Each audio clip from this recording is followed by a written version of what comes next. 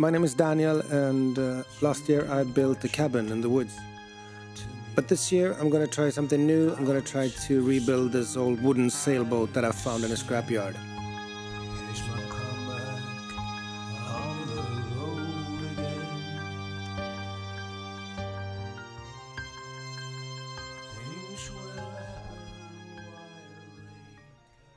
Waking up today, I thought I was gonna finish here in the back, perhaps do the decking in the back so that I could build the aft cabin house, and that would be okay. But then I turned around and I saw this, and I thought, why don't I finish this first? It's going to be a front hatch here between these two beams, and with that in place and all the beams faired, I could probably start laying the deck here. I think that would be realistic. So the first thing would be to fair these beams, because they're only just rough cut, to fair them on the inside, sand them, treat them, attach them, because they just loose fit now, and then fair the top side, perhaps make the front hatch frame. And if I can do all that, I think it's time to put the deck on, and that would be a huge milestone. So might have to work a bit on the front post there. Might have to think about Samson post as well. There's one last thing. If I'm gonna fair this now, the boat is still a bit, she's dipping a bit. She's straight, I think, since I lifted the bow a bit last week, but I have to pull her up slightly. The question is how much? How many centimeters off is she on the y-axis, and how many centimeters would that transfer to on the x-axis? And I thought I was gonna have to bring in the high school math, and I even called my friend who is a road engineer, and everything he does all day is calculate leaning on roads, and he couldn't figure it out either. He was like, well, we don't do that math anymore. But eventually we came down to it's super easy. So if, like it was here, if there was a difference in 1 centimeter per meter, that transfers equally from the y-axis to the x-axis. So that means that if there's 1 centimeter to the meter wrong here, it's also 1 centimeter to the meter wrong on this axis. Now the boat is 9.6 meters, I think. So that means if there's 1 centimeter per meter wrong on this axis, I need to lift her up in the front 9.6 centimeters, and that would straighten her up. Hope that makes sense.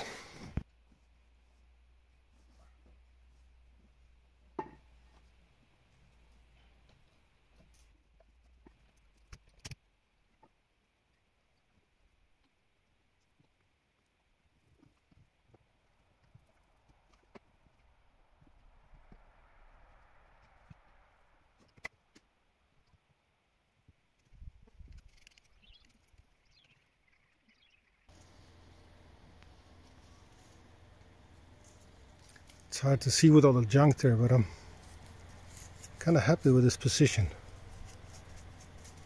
And I'm only looking at the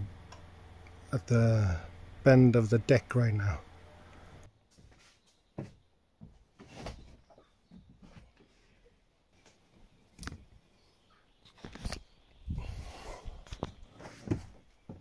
Okay, so here's the plan.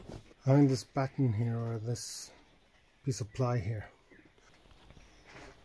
And if we look from the side, it's pretty okay there in the front. What we got here is this second one, bending it. So I've loosened it in the ends about 1 centimeter, and it's okay on this side. Still bending it a bit, so I'm gonna take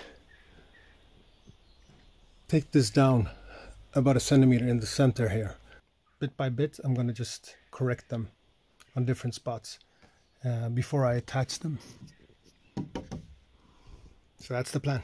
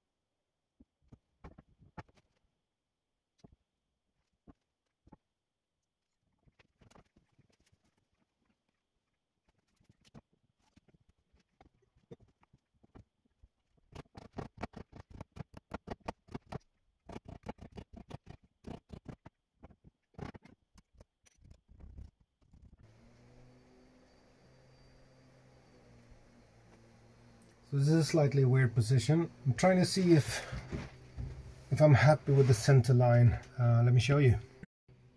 So this is as far back as I can go filming this. It's not perfect, but it's pretty okay. So the next step before I start sanding this is to figure out the connection here to the what is this called? Shear stake. Well, this little fella here.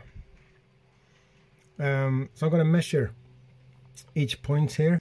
I got myself into trouble here. Now I have a slight difference in where they attach to that, whatever that's called. So we got a 3 centimeter drop on the one in the back furthest in. We got 3, then we got 2.5. So that one is 5 millimeters off. So is that one. And I made the curve to fit at 3 centimeters, so that it really shows on that one. Doesn't show that much on this one. And then we're back to 3, and the last one is 3. I guess the normal thing would be to take them all down to 2.5 to match this one. Change this curve a bit and just cut these 1, 2, 3, 4 down. But I'm not going to do that because I really like the 3 centimeter drop. It makes them look kind of well, it puts them in a time period somehow that I like. So what I'm going to do is, since this is all aesthetic, it's really got nothing to do with the structure. I'm going to glue pieces onto the edge, to the ends here, on this beam and on the second one, on the one in front of that. Now the other one is curved already, but it doesn't matter. It just makes it more difficult to shim it. So I'm gonna, fix those 2 beams. Let's do it.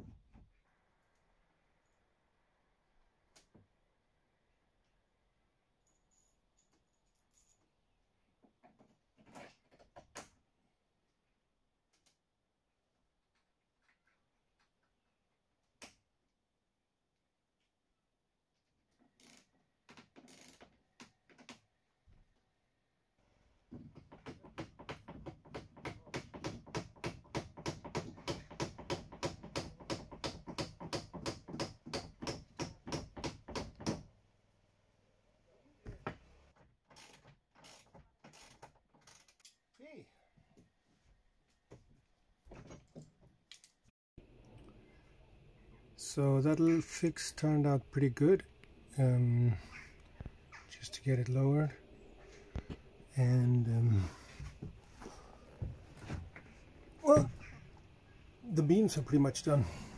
A couple of pieces of wood left, the ones here to the hatch, half beams, blocking, and then the general fare of the foredeck here.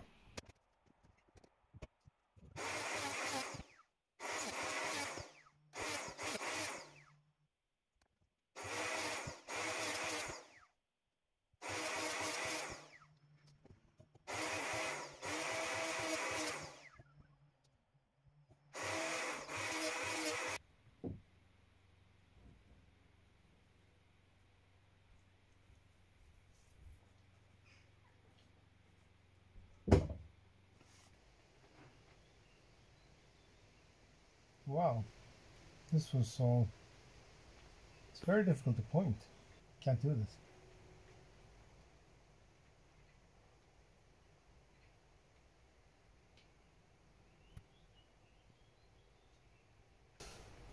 Well, you can see it's pretty fared on the inside.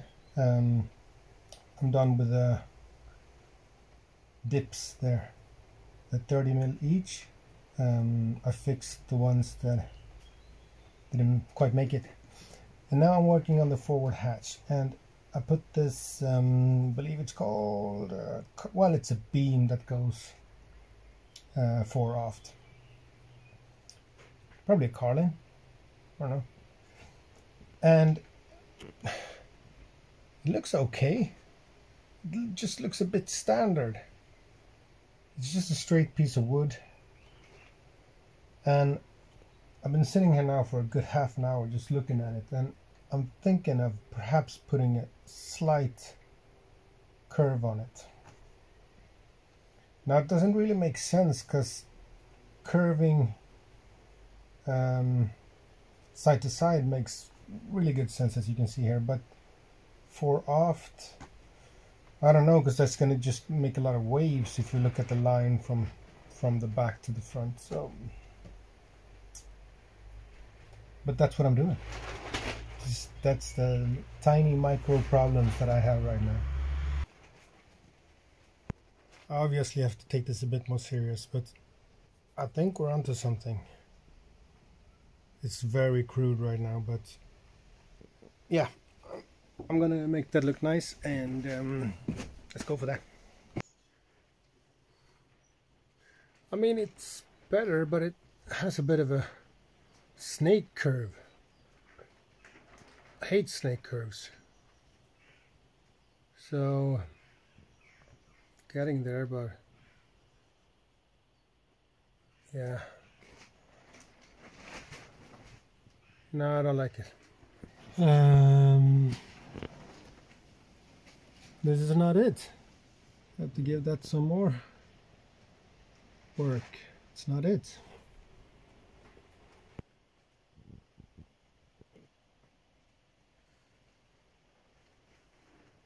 I put in about 4 hours on that piece, and I'm still not completely satisfied, but I have to move on.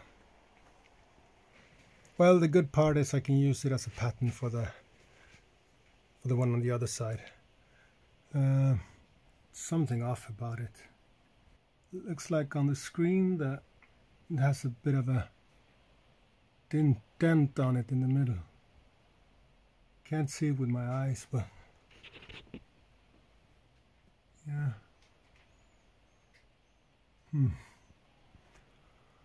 Oh well, I have to move on.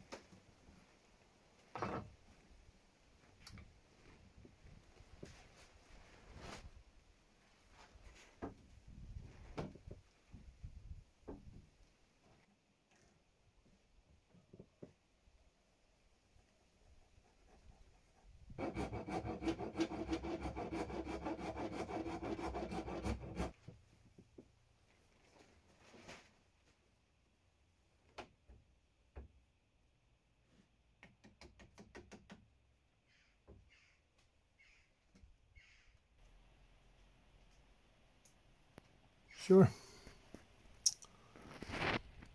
Bit of sanding and some oil, and so the second one took only like 20 minutes.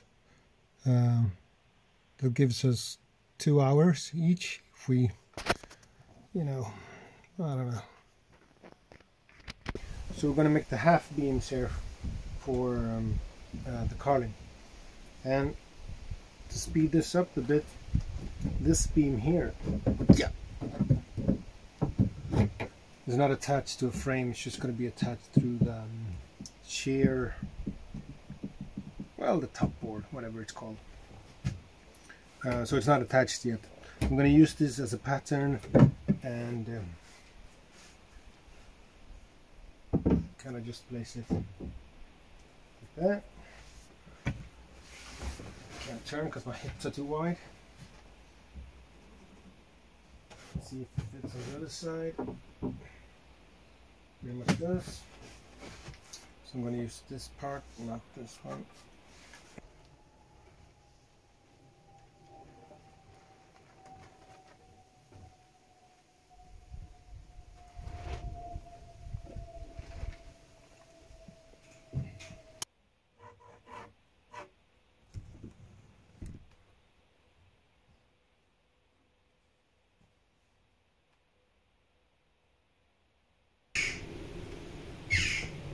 So what I'm doing is, these boards are very expensive.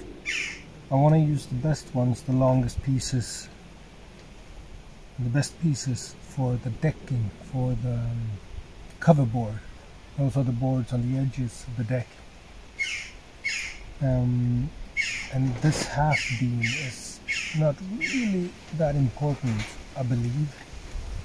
So I can use second grade some pieces for that. And the best or worst, I just take the best piece I have here and make it into a very nice beam, but I can't afford that. So that's what I'm doing, finding the perfectly bad piece for this.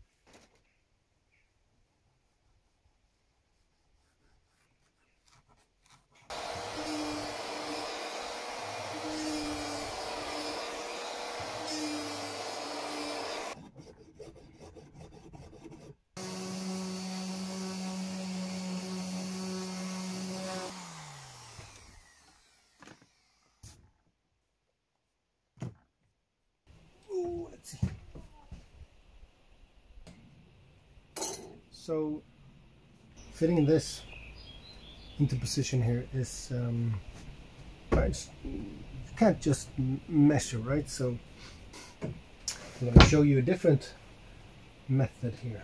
So this is pretty much in the right position. It's just elevated. So what we need to do is we need to fix this side here and this side here to drop it down into its new position.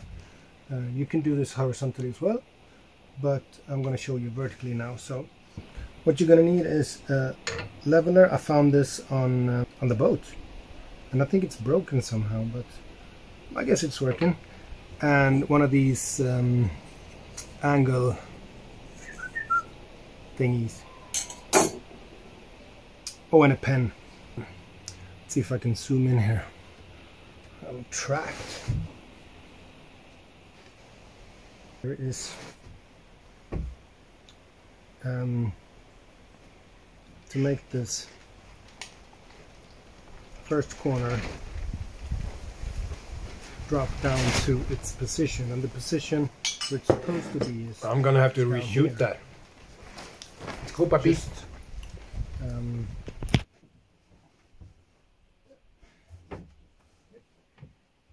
okay, let's do this again. Let me see if I can get in here. Use your leveler to mark your height.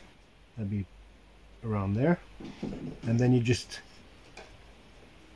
put it there. Keep an eye on the bulb and trace it.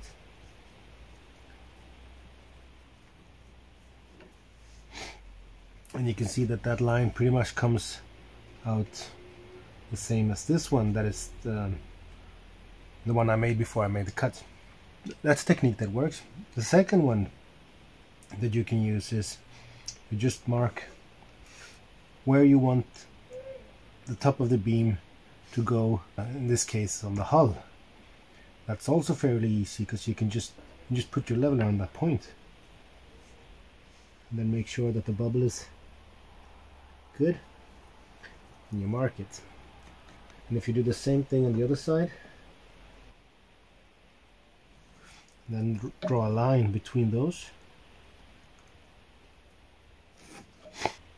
you have the right angle there. And to get this angle, you need to get this angle thingy, put it against the hull. Now since this is curved, you can't just put it against the top of it. There wouldn't be a true angle. So we need to use something like a leveler here too. It's probably a combination tool for this. There you go. And just align it with that first point you made. And that would also give you a good trace. Now when you have front and back line, you can just connect them on the top, and if you want to saw from the other side, you connect them in the bottom as well. But this is basically just what I do. I make a point, get the angle right, do the same thing on the back side, connect the two, put it down, and then I get my circle saw, just eye the right angle on it and saw through, and there you go.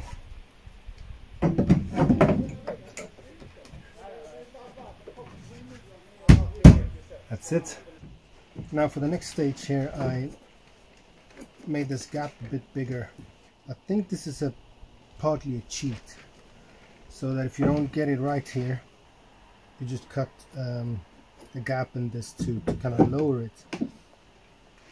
Because I would say that the best thing would be to make a cut in the beam so that it locks it, or actually it locks the hull from going inwards or outwards. But it was here, it's, as far as I understand, done very often. So I just made it wider for this beefier new beam that I'm making. It drops down there with a bit of resistance. And now I know that this is supposed to come down 3 centimeters. It's down 1.5 now.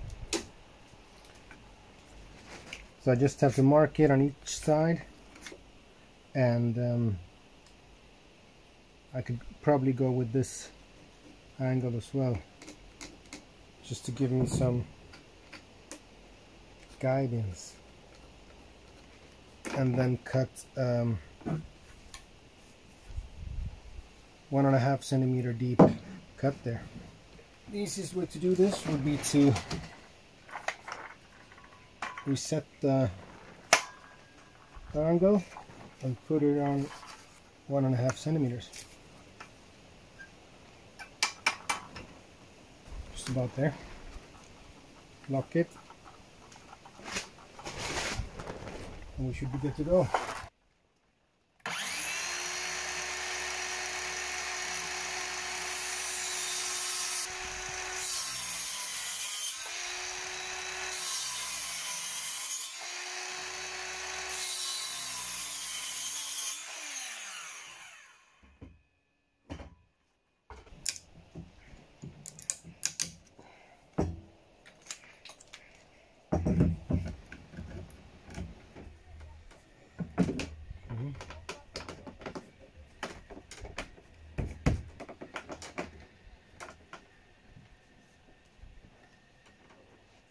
Pretty good. Pretty happy with that. So we have to talk a bit about the most important part of a boat, and apparently that depends on what kind of person you are. Well, me, I'm a bowsprit guy. To me, it's one of the key features of a sailboat. But no one talks about how you're supposed to mount a bowsprit, and you see all kinds of solutions. So you're gonna have a fence here, probably around here, a fence post. One of the questions is, does the fence go all the way to the front? If it does, I'll have to raise the stem a bit. And if it does, do I put the bowsprit on the side of the stem? That seems to be a classic solution. Or, as some people do, put it on the stem, so it's slightly elevated. The second option is to let the fence end here somehow in a nice curve, whatever. Saw the stem flat, make a nice decking all the way out to cover this sensitive end grain here on the stem, and then lay the bowsprit flat on the deck. There's definitely some value in keeping the stem and putting the bowsprit on the side of it. That would give you, first of all, solid stem to attach the mast with. That would probably be called a forestay. If you remove the stem, you have to attach the mast on the bowsprit. And if you want to make it retractable, because that would be good for harbor fees, how does that work? So I figured the best thing would be to have some kind of iron. And you know, you never first with anything that exists. I was googling it yesterday and I found a piece that I believe is called the gammon iron. That does exactly that. It's a squared iron where you fit the bowsprit through. On top of it is the attachment to the mast, the forestay. I believe that's the best solution now. Well, on the side is probably the best solution, but me being an aesthetic, I just would love to have it flat on the deck and centered. So that's the plan.